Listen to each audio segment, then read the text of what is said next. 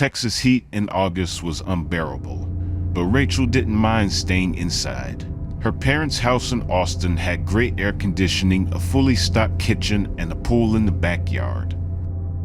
At 22, house sitting while they vacationed in Europe seemed like an easy way to have the place to herself for 2 weeks.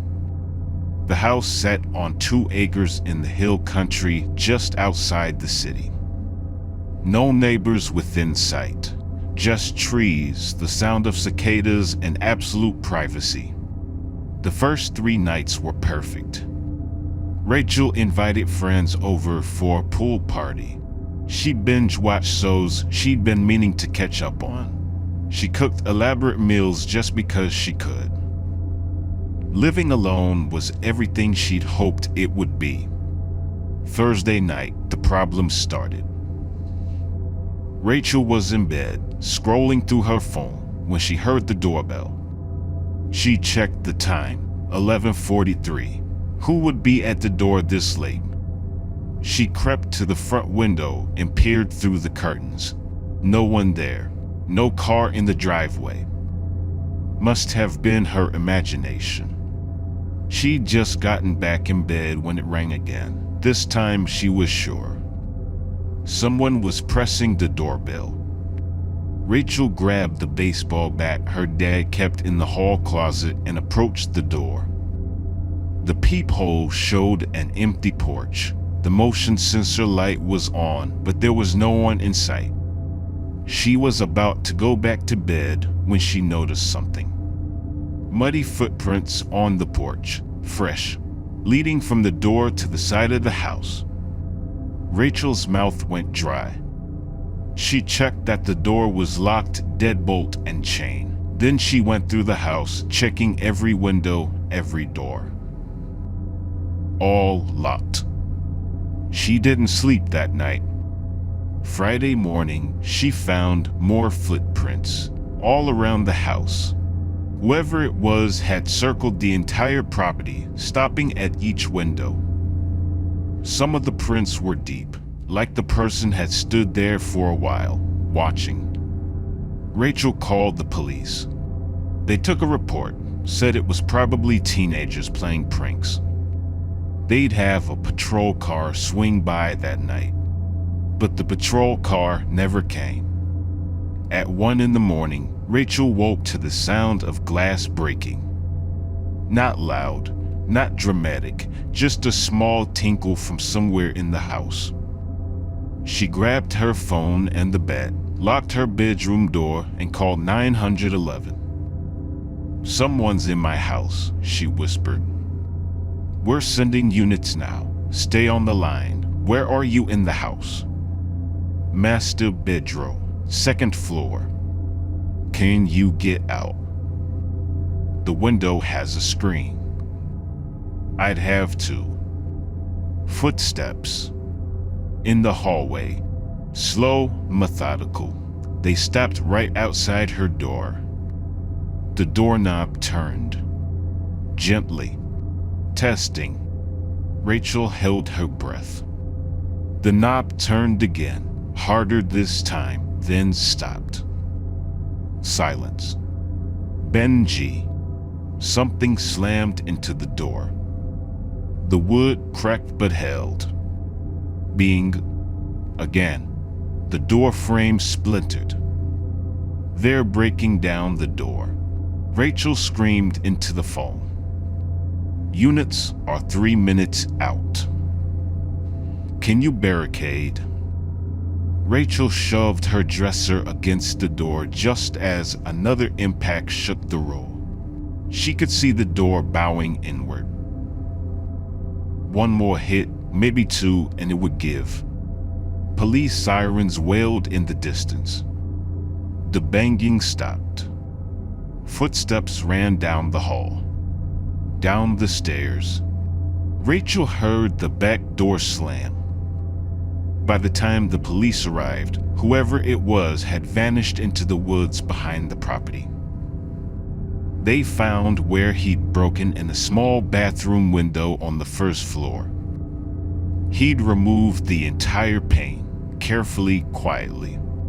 But the thing that terrified Rachel most was what they found in the guest bedroom. Pictures, dozens of them, all of Rachel, taken through windows over the past 3 days, sleeping, watching TV, getting out of the shower.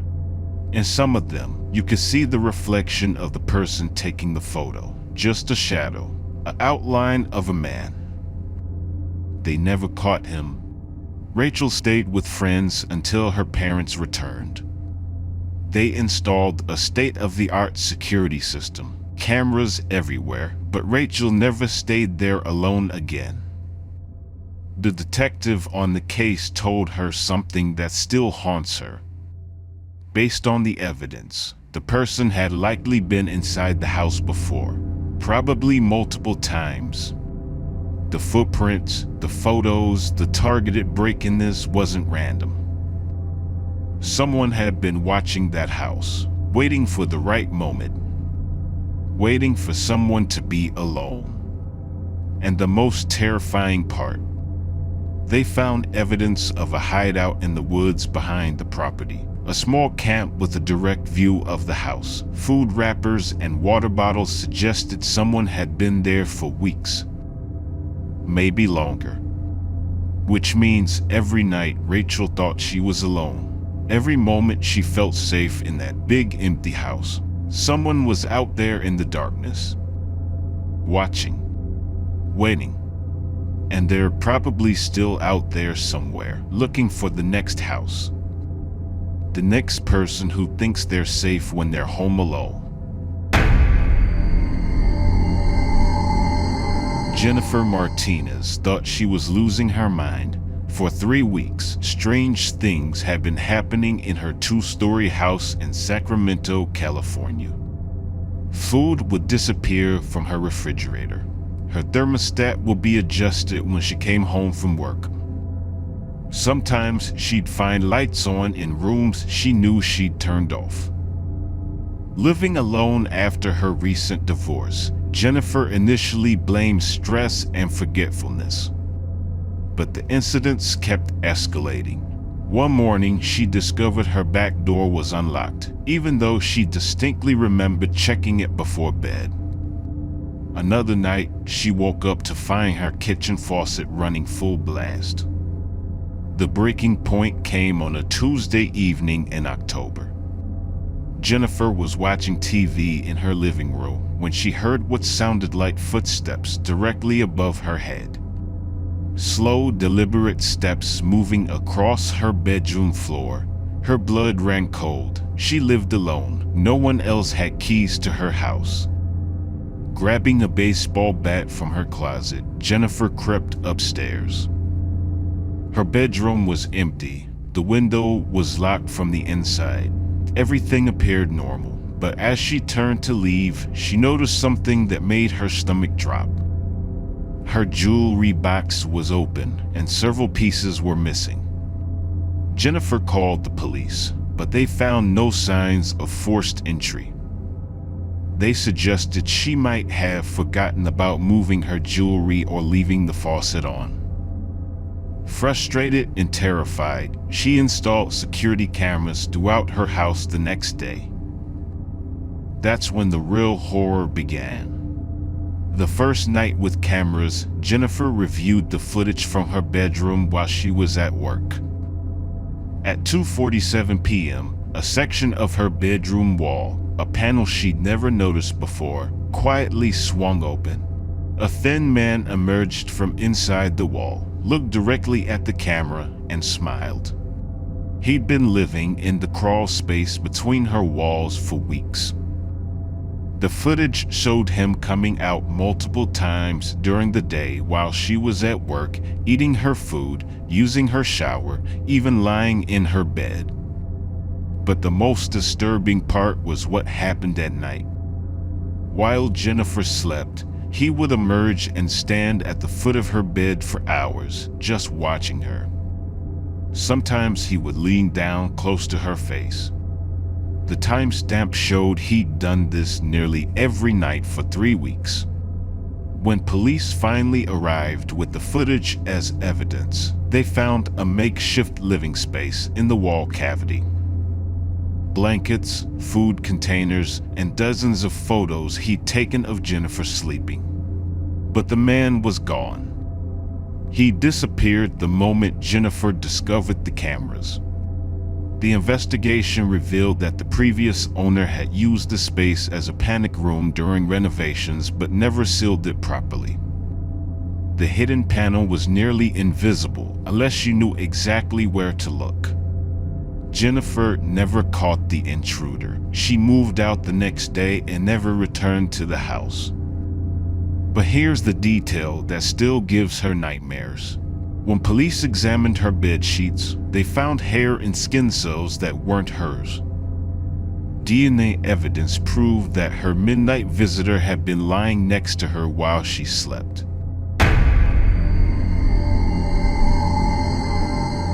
Living alone for the first time should have been exciting for Jessica.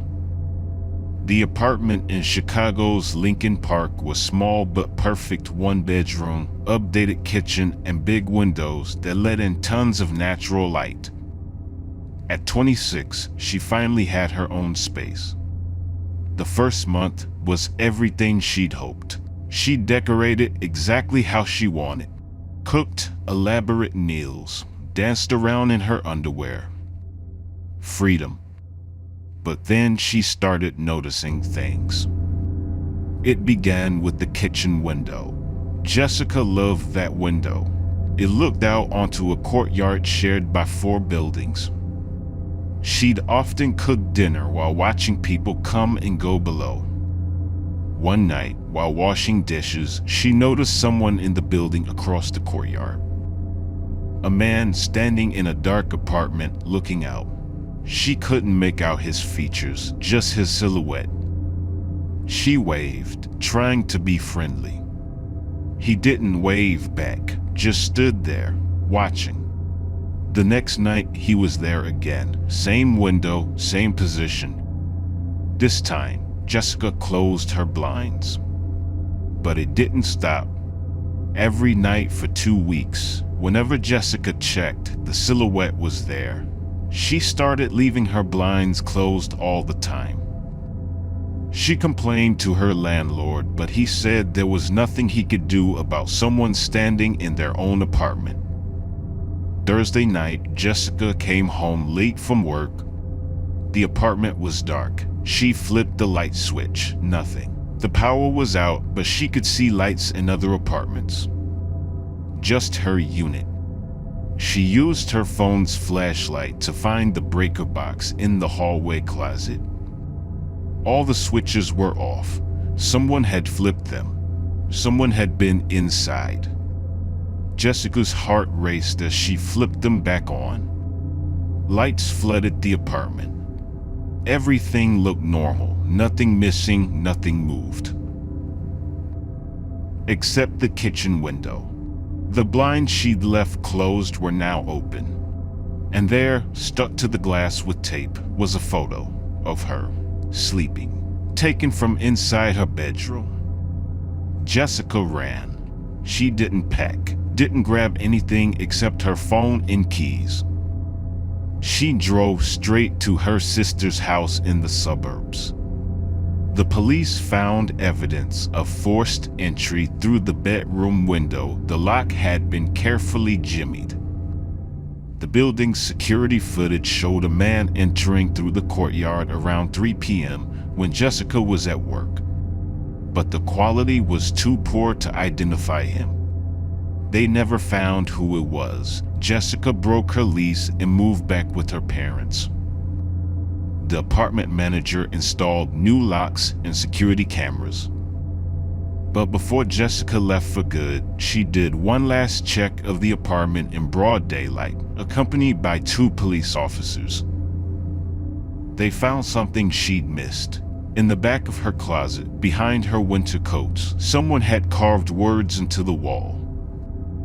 I am still watching. Jessica never lived alone again.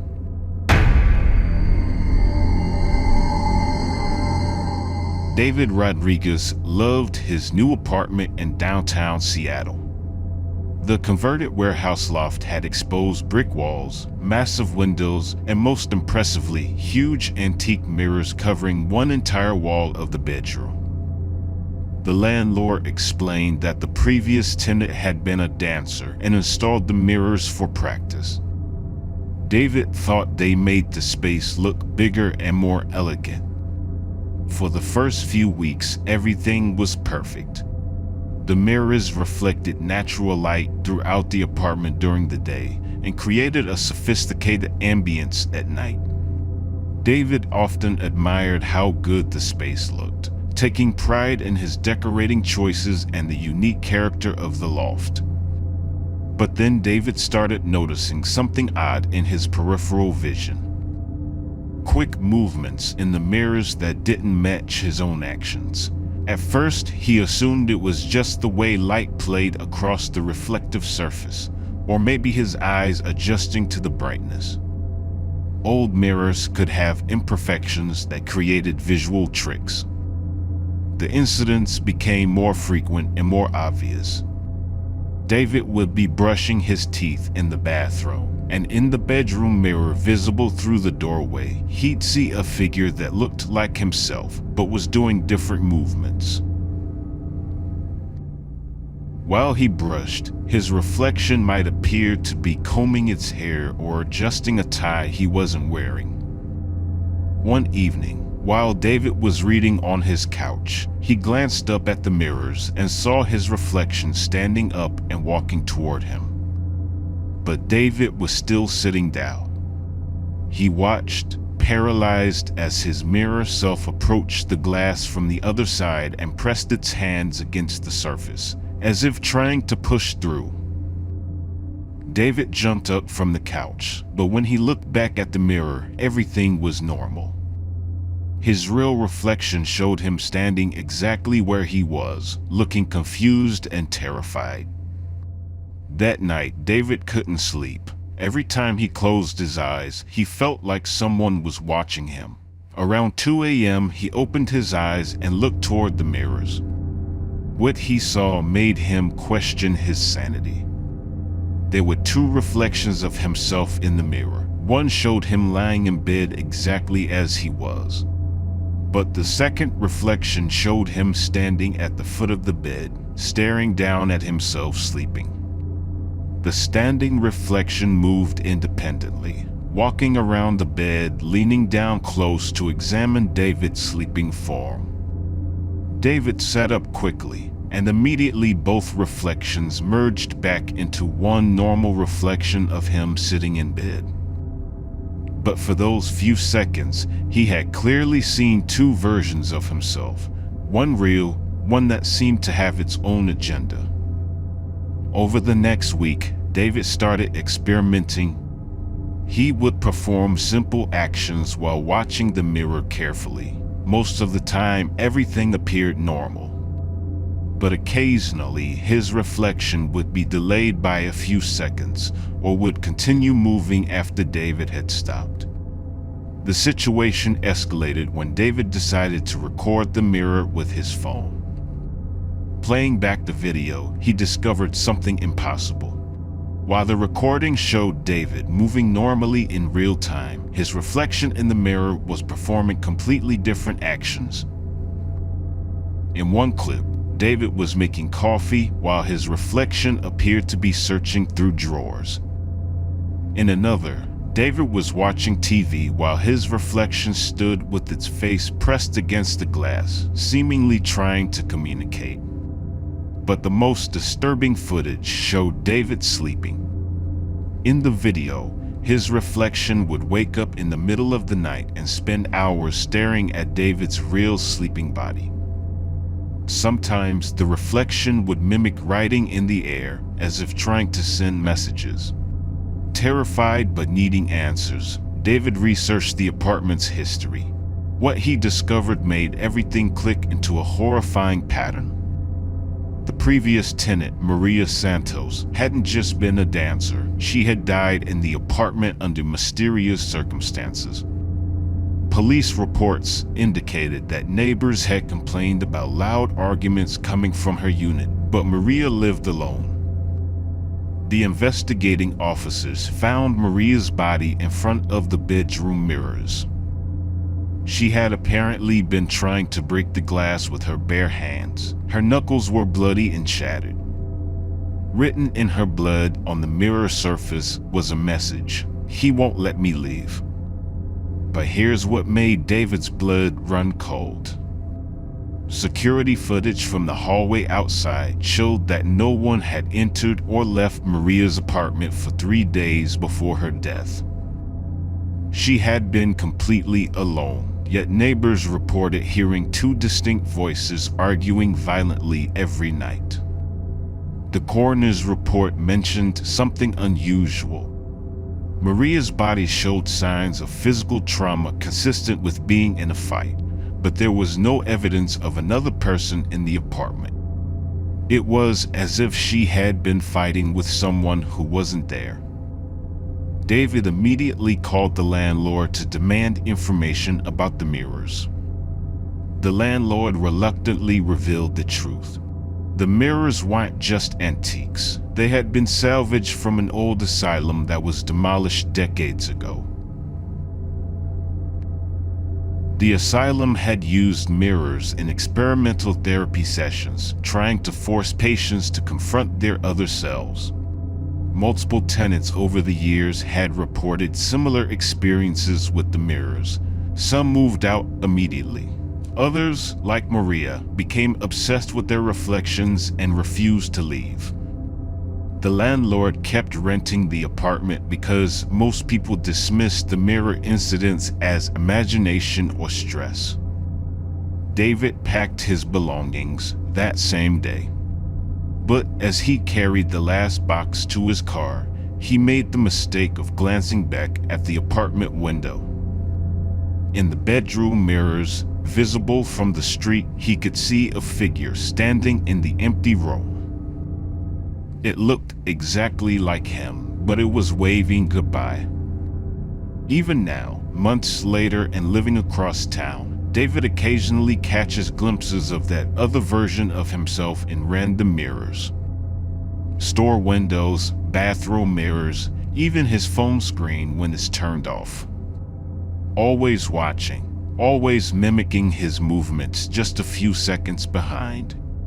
The apartment is still being rented. The landlord just doesn't mention the mirrors anymore.